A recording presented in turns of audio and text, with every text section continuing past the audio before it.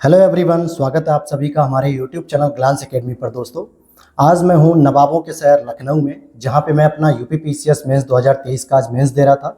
और टेलीग्राम पर भी आप लोगों की ढेर सारी बेस्ट मैसेज मिली, इसके लिए मुझे दिल से धन्यवाद देना है आपको। और बहुत ही महसूस हुआ अच्छा कि चलो ये मेरी एक फैमिली है जो मुझे सपोर्ट कर रही है और जो मुझे एक अच्छी पोस्ट पर देखना चाहती है, और साथ ही साथ मैं भी आपको गाइडेंस करता रहूँ। तो आज मेरा हिंदी का फर्स्ट पेपर हुआ और साथ ही साथ ऐसे का भी। तो मैंने तो आप लोगों से पूछा भी था टेलीग्राम पर, लेकिन आप में से बहुत सारे स्टूडेंट ने कहा कि सर 29 के बाद बताइएगा, सारे पेपर को एनालिसिस कीजिएगा। लेकिन वही बात है कि मैं भी अपनी जितनी भी नॉलेज है, मेरा एक्सपीरियंस क्या रहा है एग्जाम हॉल में, ये चीज़ें शेयर करने के लिए मैं भी आप लोगों की तरह बेचैन था कि क्यों ना अपने सभी फैमिली मेम्बर से शेयर किया जाए, अपने सभी दोस्तों के साथ। और जितने भी आप नए जो यूट्यूब वीडियो देख रहे हैं, आज मेरी पहली बार, तो वो लोग भी इससे जुड़े। और चैनल पर अगर पहली बार आए हैं तो प्लीज़ चैनल को सब्सक्राइब जरूर कर लेना। तो देखिए, आज था दोस्तों मेरा जनरल हिंदी का पेपर, और ये रहा आपका जनरल हिंदी का पेपर 2023 का। तो पहले मैं आपको कुछ कीवर्ड्स बताना चाहूँगा। जैसे आप लोग जब तैयारी करते हैं मेंस की, आप स्पेशली, तो फोकस आपका रहता है प्रीलिम्स पे या फिर मेंस पे, या दोनों पे ही कह दूं। कुछ बच्चे होते हैं जो बिगिनर होते हैं, वो क्या करते हैं, फैक्चुअल इन्फॉर्मेशन को कलेक्ट करते हैं और प्रीलिम्स पे ज़्यादा तैयारी करते रहते हैं, मेंस पर कम करते हैं। कुछ जो अंडरस्टैंडिंग लेवल हो चुकी होती है, जो 1-2 साल दे चुके होते हैं तैयारी में, वो मेंस की तैयारी करते हैं और प्रीलिम्स की उसके साथ हो जाती है। लेकिन जो सबसे बड़ी मिस्टेक करते हैं ना, वो ये करते हैं कि हिंदी को टेकन फॉर ग्रांटेड ले लेते हैं कि हम तो हिंदी मीडियम के स्टूडेंट हैं और हिंदी मीडियम का मतलब आराम से कर लेंगे। लेकिन मैं आपको बताना चाहूँगा कि 150 नंबर की पूरी हिंदी आती है दोस्तों। कितने नंबर की आती है? 150 नंबर की आती है। निबंध आपका 150 नंबर का आता है, और जीएस के 1, 2, 3, 4 और 5, 6, जो कि यूपी स्पेशल पहली बार पेपर जुड़ा हुआ है। इससे पहले ऑप्शनल था, और ऑप्शनल मेरा पॉलिटिकल साइंस इंटरनेशनल रिलेशन था, जो कि मैंने अपने टॉपिक डिस्कशन में या फिर विजन आईएएस की मंथली मैगजीन में भी आपको बताया कि मेरा इंटरनेशनल रिलेशन सेगमेंट बहुत अच्छा है, बहुत स्ट्रॉन्ग पावर है इसमें मेरी, मीन्स बहुत अच्छे से कनेक्टिविटी है टॉपिक की पूरे वर्ल्ड के लेवल पर लेकर। लेकिन वही है कि अब यहाँ से ऑप्शनल हट गया तो कोई नहीं, मुझे डबल एफर्ट करना पड़ा। साथ ही साथ थोड़ा फैमिली इशू हो गया था, मम्मी की हेल्थ को लेकर भी मैंने टेलीग्राम में अपडेट किया भी था। तो ये सारी चीज़ें थी, और साथ ही साथ मैं आपको बताते चलूँ कि पूरे के पूरे 1500 नंबर का मेंस पेपर होता है। हिंदी आपके दो नेचर का होता है, एक तो क्वालिफाइंग पेपर भी होता है, प्लस फाइनल मेरिट में भी इसके मार्क्स जुड़ते हैं। क्वालिफाइंग का मतलब कि एक 40% का मिनिमम क्राइटेरिया है कि इतना तो मार्क्स आपके आने ही चाहिए, और साथ ही साथ फाइनल मेरिट में आप जितना अधिक नंबर ले आएंगे इसमें, तो उतना मार्क्स आपके जुड़ेंगे। अब मैं कहूँ कि कितने लाने चाहिए, तो मेरा ये अनुमान है, पिछली बार भी मैंने मेंस का एग्जाम दिया, तो उसके बेस पे कम से कम आपको 110 प्लस तो जरूर रखने चाहिए। अगर आप मिनिमम कुछ नहीं कर सकते तो 100 प्लस जरूर लाइए, 100 प्लस आपके मार्क्स आने चाहिए। तो मैं भी इसी रणनीति के साथ गया था कि मेरा 120 प्लस मार्क्स आना चाहिए। लेकिन देखते हैं क्या मार्क्स आता है। पेपर तो बहुत अच्छा था, पेपर मैंने अच्छा किया भी है, हालांकि तैयारी करने के लिए मुझे कम समय मिल पाया, लेकिन फिर भी मैंने पूरी कोशिश की कि तैयारी बहुत अच्छे से करने के बाद पेपर को भी दिया। तो चलिए एक एक करके हम पॉइंट को समझेंगे, और आपके लिए मैं क्या मैसेजेस दे सकता हूँ कि हाँ, आप मेंस की तैयारी कब से करें, प्रीलिम्स की कब से करें, और उसमें क्या जीएस पे फोकस रखें या यूपी स्पेशल पे रखें, या हिंदी और ऐसे जैसे पेपर को भी फोकस करना चाहिए। तो इन सभी पे डिटेल से चर्चा करेंगे। तो सबसे पहले हम इसकी पॉइंट को समझेंगे कि सभी प्रश्न अनिवार्य हैं। देखिए, सभी प्रश्न अनिवार्य हैं। टोटल इसमें 10 प्रश्न आते हैं, और इसमें कुछ खंड वाइज आते हैं, तो वो होंगे। और साथ ही साथ प्रत्येक प्रश्न के अंत में निर्धारित अंक अंकित होते हैं, यानी प्रश्न के सामने जो है कि आपको क्या होता है, अंक दे दिए जाते हैं कि ये प्रश्न कितने नंबर का, ये सारी चीजें। तो देखिए, इसमें जो प्रश्न नंबर 1 और 2 होता है, पहला और दूसरा, ये दोनों तो होते हैं केवल पैसेज से संबंधित। और अगर मैं बात करूं तो इसी पेपर में, यानी इसी प्रश्नों में आप केवल 60 मार्क्स तक गेन कर सकते हैं, क्योंकि टोटल का टोटल 60 नंबर का है। अगर आप सही तरीके से करेंगे तो मैं ये मान के चलता हूं कि 45 प्लस मार्क्स आप पहले और दूसरे क्वेश्चन में ले सकते हैं। कैसे लेंगे, तो चलिए हम देख लेते हैं, एक एक करके पेपर को यहाँ पे समझते हैं। अब जैसे यहाँ पर आप पेपर देखने की कुछ गद्यांश के आधार पे नीचे प्रश्न, तो ये पूरा का पूरा आपको पैराग्राफ पढ़ना था। हालांकि मैं यहाँ पे पैराग्राफ नहीं पढ़ूंगा, लेकिन इस बार मैंने ये देखा, पिछली बार की अपेक्षा परिवर्तन ये था कि हिंदी को एक अच्छे शब्दों के साथ पिरोया गया है। मतलब हिंदी में बहुत चुनिंदा शब्दों का प्रयोग किया गया। ये नहीं कि आप कहोगे कि एकदम लोकल लैंग्वेज का प्रयोग किया गया और आप जो लैंग्वेज यूज करते हैं सामान्य बोलचाल में वैसे शब्द मिले। क्योंकि हिंदी के जब जटिल शब्द आते हैं तो उनका अगर आपको अर्थ नहीं पता होगा तो जाहिर सी बात है आप उन प्रश्नों को करने में टिपिकल फेस करोगे, प्रॉब्लम फेस करोगे। जैसे अब देखिए, जीवन निष्प्रयोजन नहीं होना चाहिए, इसका तो एक प्रश्न ही था सीधे सीधे। फिर आलोकित, ठीक है, निर्बलों को संबल बनना चाहिए, अभिलाषी, इस तरीके के शब्द आए थे जो लग रहा था। जैसे आप देखेंगे, सत्कर्म, सत्कर्म मतलब अच्छे कर्म करने का उद्देश्य हमारा होना चाहिए। तो ये सारे शब्द थे जिन शब्दों के माध्यम से मैं कह सकता हूं कि हाँ, अच्छी हिंदी का प्रयोग किया गया। अगर आपने हिंदी को ढंग से नहीं पढ़ा होगा तो आपको प्रॉब्लम आ सकती है।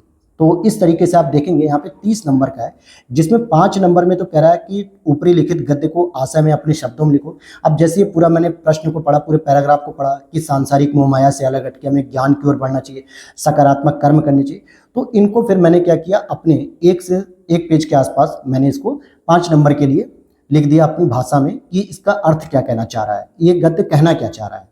कुछ लोग क्या करते हैं कि पूरा का पूरा गद्य ही उतार देते हैं और कुछ एक्स्ट्रा वर्ड यूज कर देते हैं, वो नहीं करना होता दोस्तों।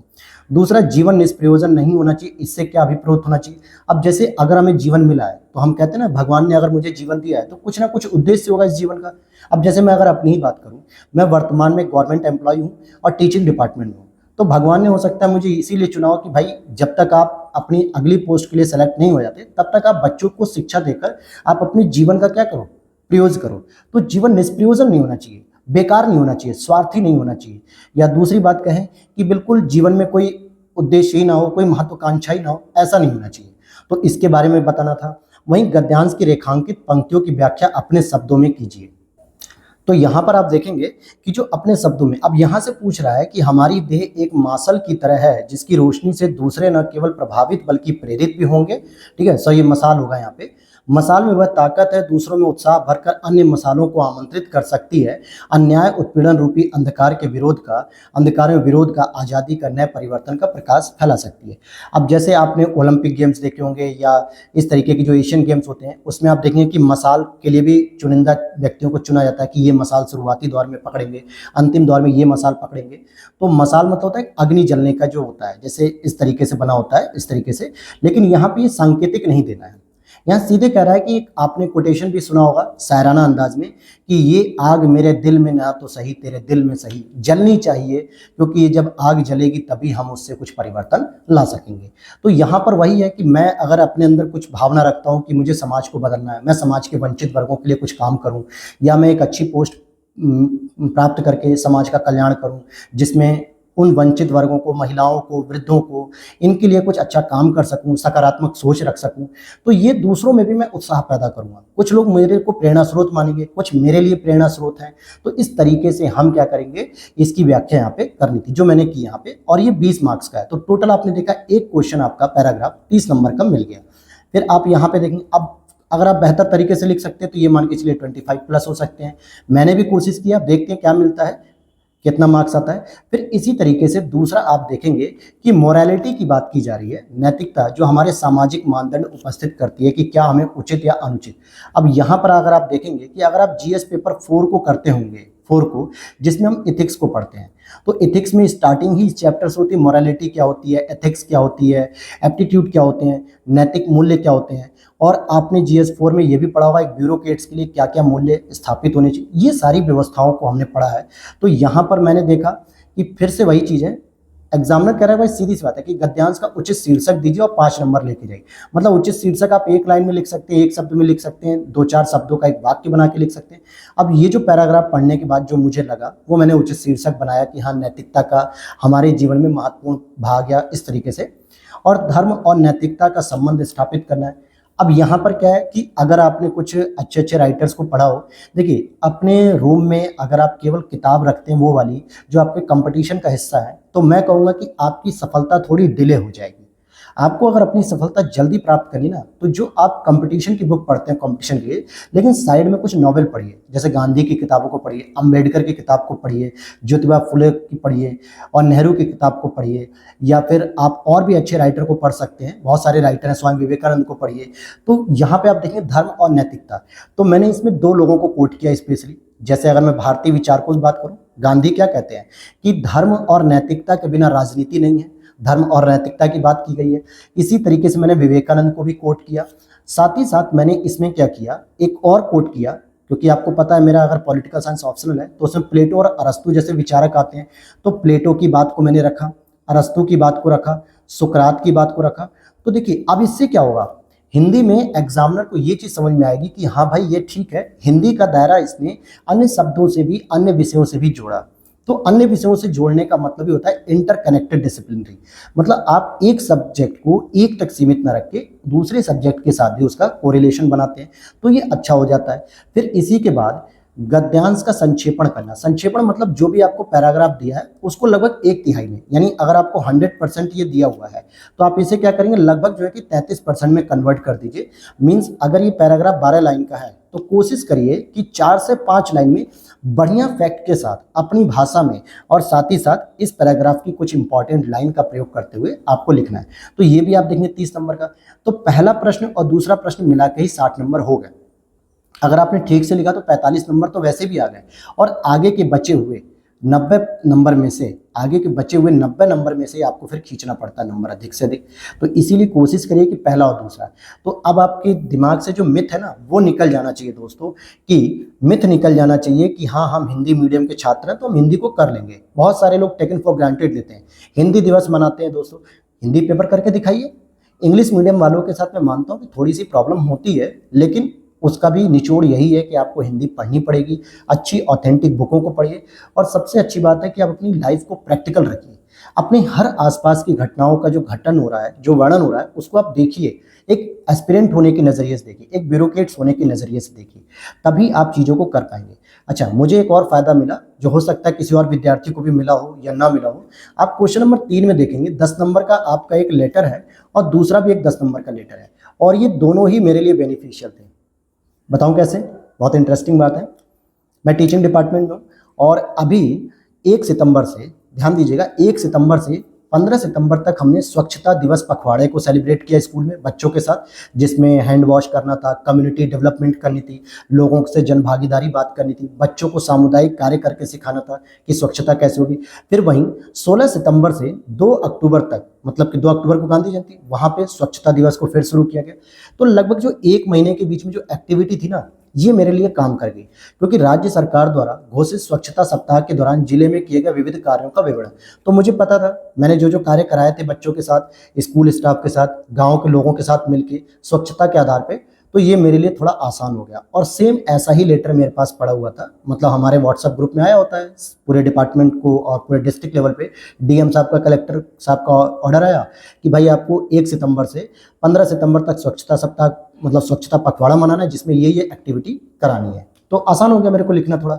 और उसके पैटर्न, क्योंकि रेगुलर हम क्या करते हैं कि विजिट करते रहते हैं, रेगुलर हम सरकारी लेटरों को देखते हैं कि कोई लखनऊ से आया है, कोई योगी साहब का है, या कोई डीएम स्तर का है, या कोई बीएसए ऑफिस से है, तो हमें पता होता है कि उसका पैटर्न क्या है, कहाँ पे डेट मेंशन है, कहाँ पे जो है कि लिखा जाएगा जिला कलेक्ट्रेट जो है कि, या जिला कलेक्टर अधिकारी, या जिला शिक्षा अधिकारी। ये सारी चीज़ें पता थी जो मुझे बेनिफिट कर गई, तो ये अच्छा रहा मेरे लिए।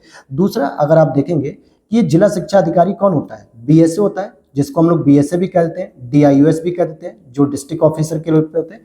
तो इनके द्वारा भी जो आदेश जारी किए थे, कि जिसमें श्री राम सिंह व्याख्याता, मतलब होता है लेक्चरर की पोस्ट पे, जो कि गणित के हैं, उच्च माध्यमिक विद्यालय का, मान लीजिए यहाँ पे कोई विद्यालय होगा, इनको नगर उच्च विद्यालय माध्यमिक विद्यालय ख में तत्काल प्रभाव से 2 माह के लिए एक प्रतिनियुक्ति दी गई है, यानी अभी इनको जो है कि आदेशित किया गया है। तो ऐसे लेटर भी हम लोगों ने देखे। खुद मेरा ज्वाइनिंग लेटर भी बीएसए ऑफिस से निकला हुआ है, तो उस ज्वाइनिंग लेटर के आधार पर मुझे जानकारी थी कि हाँ इसको कैसे लिखना है।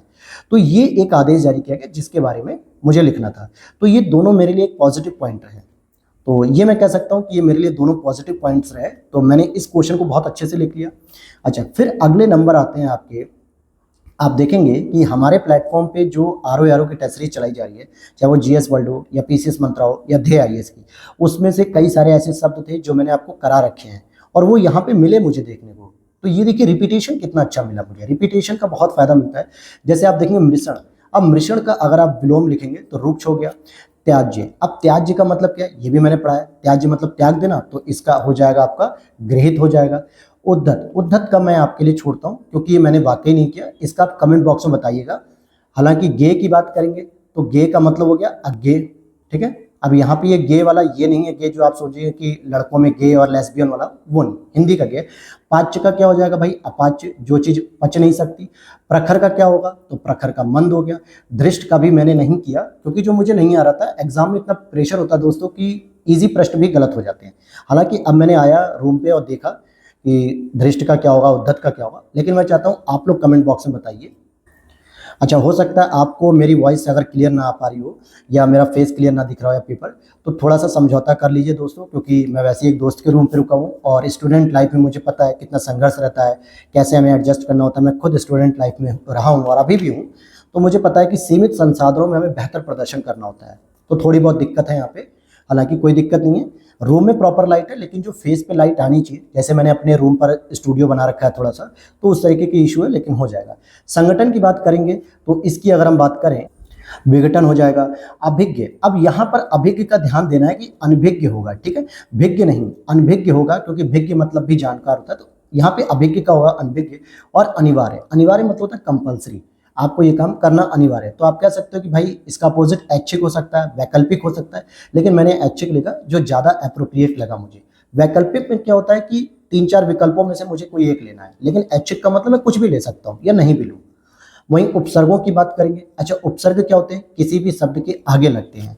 तो पर्यटन में अगर आप देखेंगे तो यहाँ पे परि हो गया, प्रतीक्षा में देखेंगे तो प्र हो गया, अन्वेषण में देखेंगे तो अन हो गया। यहाँ पे ध्यान देना, अब यहाँ पर जो अन लिखा जाएगा वो हलंत के साथ लिखा जाएगा, क्योंकि हिंदी के जो नियम है, जिसको निशु मैम के द्वारा पढ़ाया जाएगा, घटना चक्र पूर्वालोकन सीरीज, जो आपके आर के प्रीवियस ईयर पेपर होंगे, तो वहाँ पे वो हर डिटेल से वो बताएंगी। तो अन यहाँ पे है। निरूपण, तो यहाँ पे भी नी हो जाएगा। और अध्यक्ष का क्या हो जाएगा दोस्तों, बताइए जल्दी से? अधि हो जाएगा। क्या हो जाएगा? अधि। अच्छा, मेरी बात हुई है निशु मैम से, उनका भी पेपर बहुत अच्छा गया है, जो है कि बता रही हैं, और हिंदी भी उनको बहुत अच्छे से आती है, तो उनका भी ठीक ठाक पेपर ही गया है। तो उम्मीद करूँगा कि उनका भी इस बार मेंस हो जाए और मेरा भी, ताकि इंटरव्यू देने का मौका मिले और मैं आपके बीच और भी एक अनुभव को साझा करूँ। तो चलिए देखते हैं दूसरा क्या है। अब यहाँ पे प्रत्यय पूछा गया, तो प्रत्यय भी क्या है, पीछे लगाने की बात हो रही है, और इसमें 5 प्रत्यय आप सही बताइए, 5 अपना नंबर ले जाइए। जैसे वैष्णव, अब यहाँ पे वैष्णव का क्या होगा, जब इसका संधि विच्छेद करेंगे तो अब आएगा, वैष्णव प्लस अव। ग्रामीण की बात करेंगे तो यहाँ पे क्या हो जाएगा, बड़ी ई है, और ग्रामीण यहाँ पे न रहेगा, क्योंकि ये पंचमाक्षर के नियम से अड़म कन्वर्ट हो जाता है। वाणिज्य की बात करेंगे तो हालांकि मैंने इसको क्या किया है, अज्य लिख दिया है। क्या लिख दिया? अज्य। शायद ये गलत भी हो सकता है। गड़रिया की बात करेंगे तो ये हो जाएगा आपका इया, छोटी की मात्रा आएगी। और कौनते की बात करेंगे तो ये ए हो जाएगा। ये मैंने लिखा है, संधि विच्छेद के आधार पे होते हैं। और आप लोग भी कमेंट करके बताइएगा कौन सा सही है कौन सा नहीं, हालांकि मेरी उम्मीद है कि सही किए गए मेरे द्वारा। अच्छा, अब यहाँ पे देखिए, ये फ्री का मार्क्स है, फ्री मार्क्स है दोस्तों। यहाँ पे 10 नंबर है और 5 दिए हुए हैं, यानी 2 नंबर का 1 है। निम्नलिखित वाक्यांशों या पदबंधों के लिए एक एक शब्द देना है। तो अनिश्चित जीविका का मतलब क्या होता है? जैसे भारत में अनिश्चित जीविका का मतलब हो गया कि जिनकी रेगुलर सैलरी नहीं है। अब जैसे मैं गवर्नमेंट एम्प्लॉय हूँ तो रेगुलर सैलरी है, लेकिन बहुत सारे ऐसे लोग हैं जो प्राइवेट सेक्टर में हैं या जो आज कमा रहे हैं, जैसे मिस्त्री, मजदूर, लेबर, किसान। ये लोग क्या है, आज काम करेंगे तो आज इनको शाम को पैसा मिल जाएगा, कल नहीं काम करेंगे तो कल पैसा नहीं मिलेगा। तो इनको कहा जाता है दोस्तों अवकाश वृत्ति। क्या कहा जाता है? अवकाश वृत्ति। हालांकि लिखावट में थोड़ी प्रॉब्लम हो सकती है, लेकिन मैं जो बोल रहा हूँ उस पर ध्यान दीजिएगा। बच्चों से लेकर बूढ़ों तक, जैसे कभी कभी कहा था ना कि उस सभा में बच्चों से लेकर बूढ़े तक सभी लोग वहां पे उपस्थित थे। तो इसके लिए जो शब्द यूज किया जाता है वो अबाल वृद्ध हो जाएगा। क्या हो जाएगा यहाँ पे? अबाल वृद्ध हो जाएगा। फिर 4 अंगों वाली सेना, तो इसके लिए तो आपने पढ़ा होगा, आपका एंशिएंट हिस्ट्री में जब कौटिल्य की बात पढ़ते हैं तो 4 अंगों वाली सेना के लिए वो क्या कहता है? चतुरंगड़ी सेना कहता है ना। तो ये वाली चीज हो गई। पेट की आग, इसको भी आपने पढ़ा होगा, जठराग्नि इसको कहते हैं, पेट की आग को जठराग्नि। और दूसरों के दोष निकालने की जिसकी प्रवृत्ति हो, जैसे कहते हैं ना, दूसरों में कमियां हमेशा निकालते हो, खुद में कमी नहीं देखते हो। तो दूसरों में जो व्यक्ति कमी बार बार निकालता है उसे हम लोग कहते हैं छिंद्रा विशेषी। छिंद्रा, या मतलब छिद्रा कहेंगे, सॉरी थोड़ा सा प्रोनाउंसिएशन गलत हो गया, छिद्रान्वेषी, ठीक है, ये कहा जाता है उसे। तो ये पांचों ही, आई थिंक अगर एक गलत हो सकता है तो शायद ये होगा, नहीं तो वो भी नहीं होगा। क्योंकि एक चीज़ और ध्यान देनी है, ऐसा नहीं है कि आप हिंदी में लिखते चले गए, हिंदी में आपकी वर्तनी को भी चेक किया जाता है। अगर जो भी मैं लिख रहा हूँ, अगर इसकी वर्तनी में एक भी मात्रा की अगर मिस्टेक हो गई तो वो नंबर काट लिए जाएंगे। इसीलिए वर्तनी का खास ध्यान रखना होता है, हिंदी मीडियम के स्टूडेंट के लिए बहुत जरूरी है। अच्छा, अब यहाँ पर आप 7वें नंबर के क्वेश्चन को देखेंगे तो वाक्यों को शुद्ध कीजिए। ये ऐसे स्टेटमेंट दिए थे जहाँ पर कहीं कहीं गलतियाँ भी होने की चांसेस होंगे। हालांकि मैं इसको आपके लिए होमवर्क दे देता हूँ कि आप लोग कमेंट करके बताइएगा या फिर टेलीग्राम पर बताइएगा। और टेलीग्राम पर भी इसकी पीडीएफ जो है कि आप लोगों को मिल जाएगी, लिंक डिस्क्रिप्शन बॉक्स में दिया हुआ है, जहाँ पर आप ज्वाइन कर सकते हैं टेलीग्राम को। जीवन और साहित्य का घोर संबंध। अब दोस्तों घोर तो होता नहीं है, क्या होता है? घनिष्ठ होता है। अब यहाँ पर देखना, अगर मैं घनिष्ठ की जगह यहाँ पे अगर इस तरीके से लिख के आता घनिष्ठ, ट फॉर टमाटर, तो ये गलत हो जाएगा। मुझे क्या लिखना चाहिए, ठ लिखना चाहिए। क्या लिखना चाहिए लास्ट में, ठ। तो ये जरूरी है। इतने में हल्की सी हवा का झोंका आया, जंगली फल झरनों का पानी पीकर हम आगे बढ़ गए। सीता ने माला गूंद ली। अब गूंद ली होता है या सीता ने माला को गुह लिया, क्योंकि ये वर्ड भी होता है गुह लिया। उसने अपने पाँव से जूता निकाला, तो यहाँ पे लिखा कि उसने पाँव से जूता निकाला, निकालेगा तो अपने पाँव से, ठीक है, दूसरों के पाँव से तो नहीं निकालेगा। वर्तनी शुद्धि भी देखिए 5 नंबर, बहुत आसान है, ये भी मैंने पढ़ा रखा है आपको वर्तनी शुद्धि में। वाल्मीकि, अब यहाँ पे जो वाल्मीकि लिखना है, हालांकि यहाँ पे लिखते समय आपको ध्यान देना है कि छोटी की मात्रा हो जाएगी। अंताक्षरी की बात करेंगे तो यहाँ पे आधा न के साथ आधा त भी रहेगा और अंत्याक्षरी इस तरीके से लिखा जाता है। संग्रहित की बात करेंगे तो संग्रहित इस तरीके से हो जाएगा। हष्ट पुष्ट, यहाँ पे देखिए र बना हुआ है, हरष्ट पुष्ट नहीं होता बल्कि हष्ट पुष्ट होता है, मतलब स्वस्थ होना। और धुरंधर, द नहीं होता दोस्तों, यहाँ पे होता है धुरंधर। क्या हो जाता है, धुरंधर। इस तरीके से यहाँ पे करना था। और अब चलते हैं हम लोग सबसे अच्छे प्रश्न की ओर। 8 नंबर का प्रश्न, और ये आखिरी था। स्टार्टिंग में मैंने आपको गलत बता दिया था, 10 प्रश्न नहीं आते दोस्तों, इसमें 8 आते हैं, क्योंकि ये जो लास्ट वाला था ना 10 नंबर, इसी पे ज़्यादा दिमाग रह गया था। अब ये मुहावरे आपके लिए इंपॉर्टेंट हैं। आप देखेंगे कि जो मुहावरे हैं ना, ये प्रैक्टिकल लाइफ से रिलेटेड। अब जैसे हमने अक्सर चूहे की कहानी पढ़ी है कि चूहों का एक झुंड होता है, वो कहता है भाई बिल्ली आती है और हमारी रोटी खा जाती है, हमारे चूहे को ही खा जाती है, हमारे बच्चों को खा जाती है। तो कैसे हम बिल्ली को पता करें कि अब बिल्ली आ रही है, तो इसके लिए बिल्ली के गले में घंटी कौन बांधेगा। ये तो वही बात हो गई कि आ बैल मुझे मार, अपनी मौत को बुलाने वाला हाल। तो इसका जो यहाँ पर ध्यान देना कि मुहावरे और लोकोक्तियों का अर्थ लिखिए और उनका वाक्य प्रयोग करिए। और ये 10 नंबर और 20 नंबर, टोटल 30 नंबर का है। यानी 10 नंबर क्या हो गए, आप हर एक का अगर केवल अर्थ लिखते तो आपको 1 नंबर मिलेगा, अगर आप वाक्य प्रयोग करते तो 2 नंबर मिलेगा। अर्थात एक स्टेटमेंट या एक मुहावरा आपका 3 नंबर का हो गया। अब बहुत सारे विद्यार्थी क्या कर लेते हैं कि केवल अर्थ लिखेंगे और वाक्य प्रयोग करना भूल जाते हैं। और वाक्य प्रयोग भी देखिए ऐसा होना चाहिए ना जो ऑथेंटिक हो, जिसमें वाक्यांश सही से हो, शब्दों का चयन अच्छा हो। ये नहीं कि कुछ भी बना के चले आए। वो इस स्थिति में चल सकता है जब आपको कुछ भी नहीं आ रहा, तो आपको कुछ तो बना के आना पड़ेगा। अब जैसे बिल्ली के गले में घंटी बांधना, तो इसका मतलब क्या हो गया, एक मुश्किल काम या असंभव कार्य करना। तो ये इसका अर्थ हो गया। अब मैंने इसको, सिंपल सी बात है कि चूहे पे स्टेटमेंट बना दिया कि चूहा के ग्रुप में सरदार कहता है बिल्ली के गले में घंटी कौन बांधेगा। कुएं में भांग पड़ना, सॉरी थोड़ा स्लिप टंग हो गया, चलिए। कुएं में भांग पड़ना, अब जैसे होता है ना कि किसी कुएं में एक जैसा पानी होता है तो लोग पी के एक जैसा व्यवहार करते हैं। तो इसका क्या हो गया, मतलब कि लोगों के द्वारा एक जैसा अनुचित आचरण करना, गलत तरीके से प्रयोग करना। जैसे होली पे क्या होता है, लोग भांग पी के, बुरा ना मानो होली है, और उस चक्कर में महिलाओं के साथ छेड़खानी करते हैं, अभद्रता दिखाते हैं, बुजुर्गों के साथ दिखाते हैं। तो ये गलत है दोस्तों। तो कुएं में भांग पड़ना, ये चीज़ का मतलब हो गया कि भाई अनुचित कार्य करना कुछ लोगों के द्वारा। उड़ती चिड़िया के पंख गिरना, अब उड़ती चिड़िया को हल्दी लगा देना, जैसे कभी कभी आता है ना, उड़ते पक्षी को हल्दी लगाना या उड़ती चिड़िया का पंख गिरना, ये बहुत अनुभवी होना, यानी बहुत अनुभवी व्यक्ति होता है जिसकी नज़र बहुत बारीकी होती है, वो इस चीज़ को कर सकता है। तो ये चीज़ हो गई। बहती गंगा में हाथ धोना, मोदी जी से सीखी। आपदा में अवसर, यानी यहाँ पे आपदा में अवसर तो नहीं कहूँगा, लेकिन अवसर, ध्यान देना, अवसर का लाभ उठाना। अब जैसे क्या है कि भाई आप तैयारी कर रहे हो, ठीक है, आपने तैयारी किया और देखा कि रेलवे की कोई वैकेंसी आ गई या पुलिस की कोई वैकेंसी आ गई और जिसमें 1 लाख सीट आ गई। आपने तैयारी की सिविल सर्विसेज की, लेकिन आपकी तैयारी इतनी अच्छी कि आप वनडे कंपटीशन को भी निकाल सकते हो।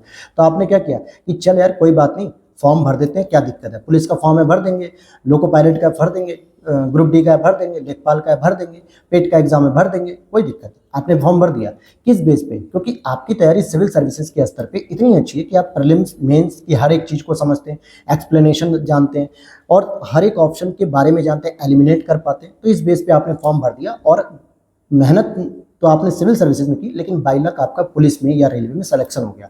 तो इसे कहते हैं बहती गंगा में हाथ धो लेना। या दूसरा आप देखो कि कोई अगर व्यक्ति पीट रहा हो तो आप गए और बहती गंगा में हाथ धोए, भाई आप भी पीट के चले आए, कह रहे थे हाथों में बहुत खुजली मच रही है ना, ऐसे कहते हैं। 1.5 चावल की खिचड़ी पकाना, कभी 1.5 चावल की खिचड़ी सुनी है क्या? खिचड़ी तो बनती है 2-4 किलो चावल की बनी, अगर बहुत बड़ा परिवार है, या आधा 1 किलो चावल की। तो 1.5 चावल का मतलब हो गया कि कुछ अलग काम करना, लेकिन अलग काम अकेले नहीं, समूह के साथ काम करना, या कह सकते हैं कि विपक्ष में रहना। इस तरीके जैसे होता है ना कि केंद्र में देखिए, सरकार में देखिए, लोग कुछ अविश्वास प्रस्ताव लेके आते हैं तो उनके विपक्ष में रहते हैं, तो क्या करते हो, 1.5 चावल की खिचड़ी पका। अब विपक्ष में भी जो 10-12 लोग गुट बनाते हैं, उसमें भी कोई एक विपक्ष वाला ऐसा होता है जो अपना अलग राग लाता है। तो ये वाली हो गई। दमड़ी की हांडी गई कुत्ते की जात पहचानेगी, ये मुझे नहीं आया, अगर आप लोगों को आ रहा हो कमेंट बॉक्स में बताइएगा। नाच न जाने आंगन टेढ़ा, यानी अपनी कमियों को न देखना, अपनी कमियों को न देख कर दूसरों की कमियां उजागर करना बार बार। वो कहते हैं ना, कुछ करना आता नहीं है, नाच ना आवे आंगन टेढ़ा। अब जैसे मान लीजिए मैं चाय पत्ती मतलब चाय बनाने चल रहा हूँ, अपने दोस्त के यहाँ मैंने चाय बनाई जहाँ मैं रुका हुआ हूँ, और मैंने कहा यार चाय पत्ती खराब है, मतलब टेस्ट नहीं आ रहा, दूध अच्छा नहीं है, यार चाय पत्ती अच्छी नहीं है। तो वो क्या कहेगा कि तुमको चाय बनानी तो आती नहीं है, ऊपर से ज्ञान ज़्यादा दे रहे हो। ये वही बात होगी, नाच ना आवे आंगन टेढ़। तो वही चीज़ है कि मुझे चाय बनानी आती नहीं है, तो मैं चाय पत्ती और दूध की तो कमी निकालूंगा, अपनी कमी तो नहीं बताऊंगा। तो थोथा चना बाजे गाना, अक्सर ये उन स्टूडेंट्स के साथ आपको देखने को मिलेगा जो ज़्यादातर क्या करते हैं, नॉलेज कम होती है लेकिन इतनी डिंगे हाँकते हैं, इतनी बड़ी बड़ी बातें करते हैं, जैसे लगता है इनसे ज़्यादा नॉलेजेबल व्यक्ति कोई नहीं है। हालांकि ये गुस्ताखी माफ़ करिएगा, जो बैक बेंचर स्टूडेंट होते हैं उनके पास नॉलेज बहुत अच्छी होती है, लेकिन कुछ स्टूडेंट ऐसे भी होते हैं बैक बेंचर जिनको नॉलेज के नाम पे कुछ नहीं पता, लेकिन वो ऐसा कोई भी प्रश्न नहीं है, ऐसी कोई बात नहीं है जिसमें वो खड़े ना हो, टीचर को बोले ना कि हाँ मैं बताऊंगा मैं बताऊंगा मैं बताऊंगा। तो ये चीज़ कि थोथा चना बाजे गना, कम जानकारी होने पे बहुत कुछ दिखाना। छछूंदर के सिर में चमेली का तेल, कभी सुना था छछूंदर के सिर में चमेली का तेल? यहाँ हमारे सिर में चमेली का तेल नहीं पड़ रहा है दोस्तों, छछूंदर के पड़ रहा है। तो देखिए इसका जो अर्थ था वो ये था कि एक अयोग्य व्यक्ति को बहुमूल्य वस्तु दे देना, बहुमूल्य या कीमती वस्तु दे देना। अब छछूंदर चमेली के तेल का लेके क्या करेगा? कौन सा उसका जो है कि अपनी पत्नी के साथ झगड़ा हो रहा है, जो सर में दर्द हो रहा है तो चमेली का तेल लगाएगा, या उसके बाल गिर रहे हैं। तो ये अयोग्य व्यक्ति के लिए एक बहुत ज़्यादा उपलब्धि भरा चीज़ दे देना, प्रमाण पत्र दे देना या कीमती वस्तु दे। जहाँ देखे तवा परात वहीं गुजारे सारी रात, ये मैंने भी किया और मुझे लगता है सारे स्टूडेंट ने किया होगा। इसका मतलब है जहाँ भी भोजन की व्यवस्था दिखी, पेट पूजा की व्यवस्था दिखी, वहीं अपना डेरा जमा लिए। जैसे कहीं भंडारा हो रहा है तो सारे स्टूडेंट भंडारे में चले गए, चलो भाई आज खाना नहीं बनेगा दोपहर का, आज भंडारा है। कहीं पता चला दोस्त ने कहा यार वहाँ पे शादी हो रही है मैरिज लॉन में, बस बढ़िया कपड़े पहने, जूते पहने, सेंट मारना, परफ्यूम, घड़ी पहनी, चल दिए।